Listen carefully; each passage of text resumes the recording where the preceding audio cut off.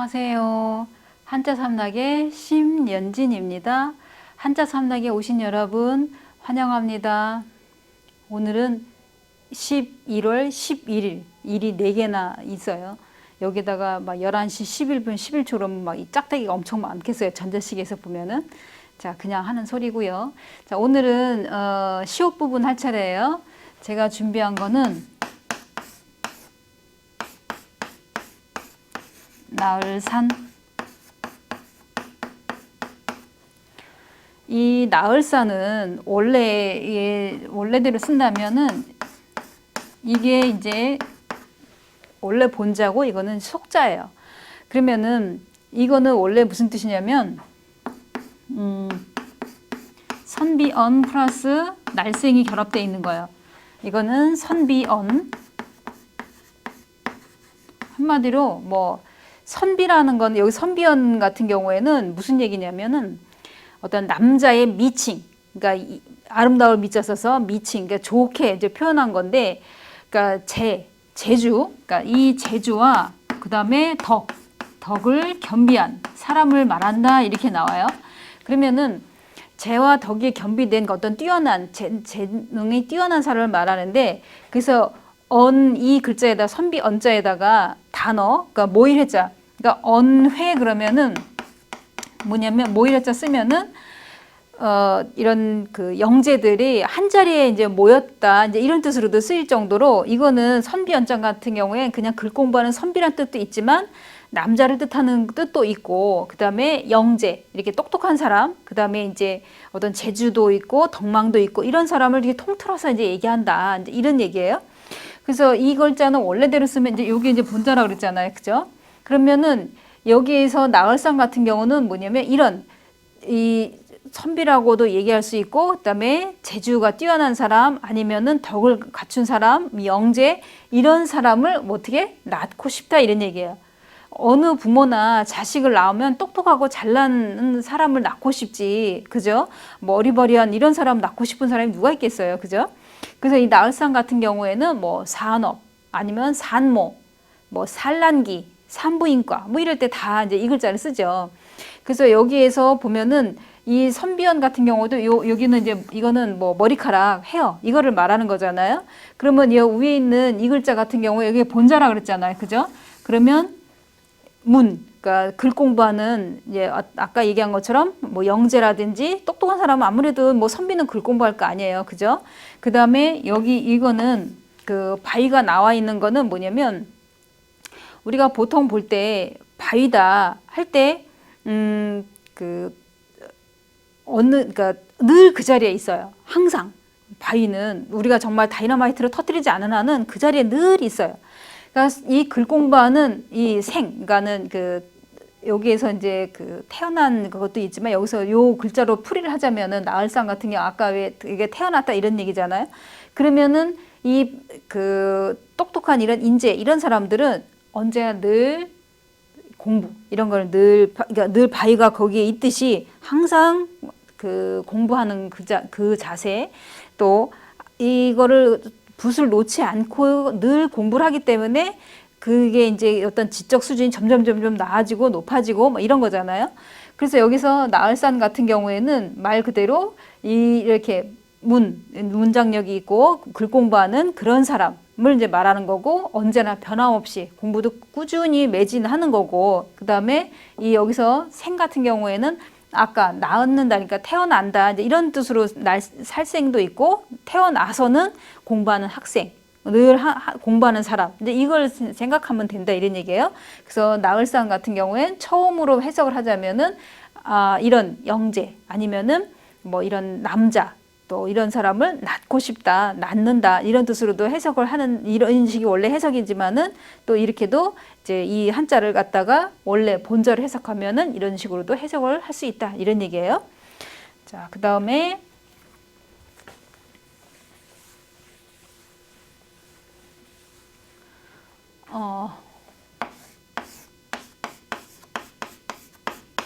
이거는 언덕원. 이 언덕원은 다른 말로 근원원이라고도 해요. 이거는 근원원. 그러니까 근원원이 앞에 물 수 있는 근원어도 있어요. 그런데 약간은 차이가 있어요. 이거는. 그러면 언덕어는 자, 이렇게 생긴 거는 바위. 자, 이걸 그림으로 그리자면 낭떠러지 바위가 있어요. 그 다음에 흰백. 여기 이제 흰백이 나와 있어요. 그러면 흰백이라는 거는 뭐냐면 이제 이렇게 왜 보면은 산에도 가보면은 이렇게 조그만 도랑물 이런 게 있잖아요. 그 하얀 물줄기. 여기 작은 이 흰백은 물이라는 건 사실 투명하지 색은 없잖아요. 근데 이제 색을 나타낸 거예요, 지금. 이제 하얀 물줄기가 작은 물줄기가 여기 흐르는 모습인데 지금 언덕이라고 그랬잖아요. 우리가 왜 이 언덕원 같은 경우에는 고원 또 아니면은 뭐 평원, 초원 뭐 이런 얘기할 때 써요.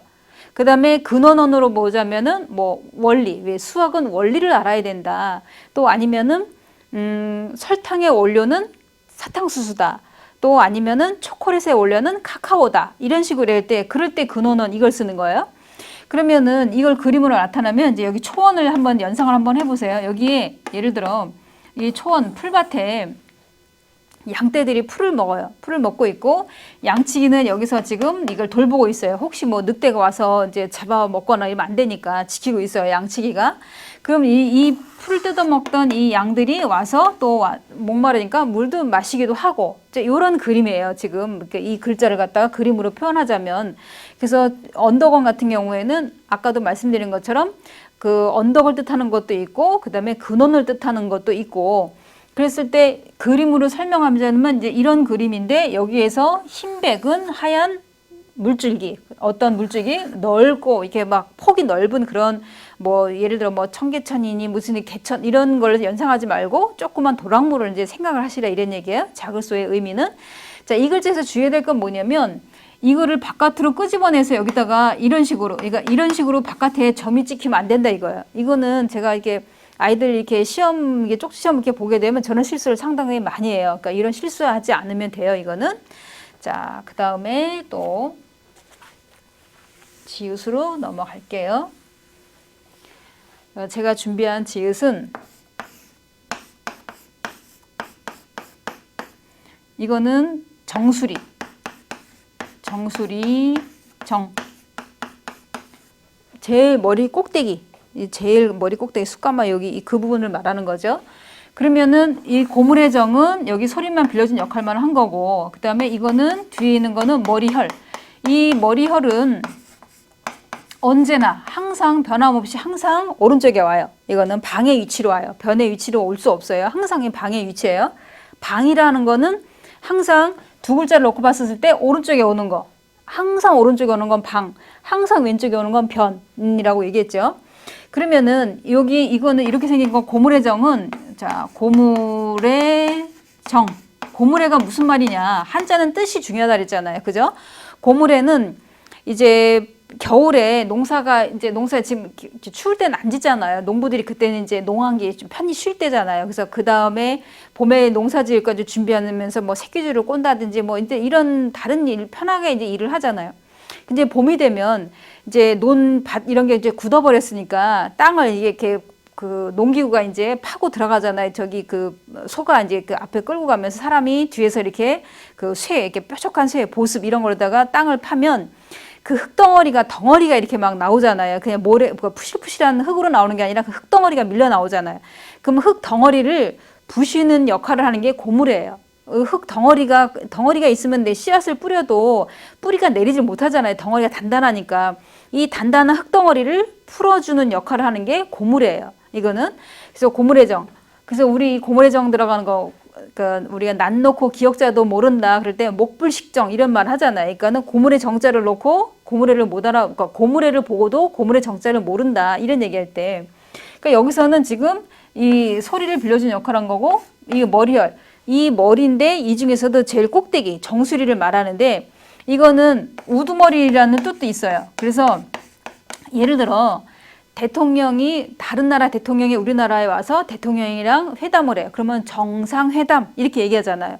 그럴 때는 우두머리를 뜻하는 거고 그 다음에 이제 이 뭐 인기 절정 뭐 이런 데도 이제 뭐 클라이막스에 해당되는 거죠. 그럴 때도 이제 이 글자를 쓰고 아니면은 사자성어 중에 정문일침. 자, 정문 일침. 이거는 바늘침. 그러니까 뭐냐면 정수리에 침 하나를 딱 놨다는 거는 따끔한 어떤 충고 한마디 이제 이런 걸 말하는 거예요. 그러면은 여기에서 보면은 우리가 그 이 한자를 놓고 봤을 때 뭐 절정, 인기 절정 이런 얘기할 때도 절정을 쓰는데 그 이육사 시인 그 저항 시인 이육사는 이제 그 죄수 번호라 그러잖아요. 그지? 그죠? 그래서 그 왜 그 절정이라는 그 시도 있잖아요. 그러니까 예를 들어 뭐 이제 뭐 매운 계절에 뭐 그 뭐 채찍에 갈겨 또 뭐 마침내 뭐 북방으로 뭐 무슨 휩쓸려 오다 뭐 이런 식으로 하는 그 시 있잖아요. 그러니까는 뭐 하늘도 그만 지쳐 뭐 끝난 고원 뭐 이러면서 뭐 서리빨 칼날진 그 위에 서다 뭐 이런 식으로 해갖고 그 일제 시대 때 강점기 때 우리가 이렇게 당하는 일본한테 당하는 그런 거를 이제 비유적으로 막 표현을 많이 이렇게 썼잖아요. 시를 뭐 이런 거라든지 무슨 뭐 까마득한 날에 하늘이 처음 열리고 뭐 어디 이런 식으로 이제 누구죠 이 이육사의 시를 보면은 다 뭔가가 그냥 보기에는 항상 속뜻이 있는 그런 시들이 많잖아요. 이 저항시인이다 보니까 원래는 이제 이원록인데 이제 그 이육사라는 이름이 나온 거는 그 저항시인이다 보니까 일본 사람한테 잡아가서 이제 감옥에 가뒀을 때 그 죄수 번호가 264번이래 갖고 이육사라고 이렇게 나왔다 그러잖아요. 그러니까 그때 이게 절정 그 보면은 그 시가 이제 가끔 이제 생각이 날 때가 있어요. 우리 때는 그걸 다 막 학교 다닐 때 외우게 시켜갖고 이런 저항시인 그러면 윤동주하고 뭐 이런 이육사 시 같은 경우는 뭐 다 뭐 외우게끔 하고 막 이랬었던 기억이 나요. 그래서 이렇게 보면은 가끔 가다가 이렇게 딱 떠오를 때가 있어요. 그러니까 몇 구절만 이렇게 다 떠오르진 않고 이게 뭐 다 잊어먹었으니까 시간이 흘렀으니까 그럴 때도 있는데 이게 학교 다닐 때 그 시 외웠던 것도 어떤 때는 이렇게 순간 이렇게 떠오를 때가 있어요. 그때 맞아 이런 시 외웠었지 뭐 이런 거. 그러니까 이 가을 되면 또 이게 약간의 또 뭐 센티멘탈해지고 이 겨울엔 또 스산해지고 하니까 이런 시 구절 같은 것도 떠오를 때도 있어요. 자, 그러면은 오늘 제가 준비한 이 세자 여기서 마치고요. 내일 토요일 스페셜로 준비했으니까 내일 강의도 잘 들어주시길 바랍니다. 지금까지 한자삼락의 심연진이었습니다. 안녕히 계세요.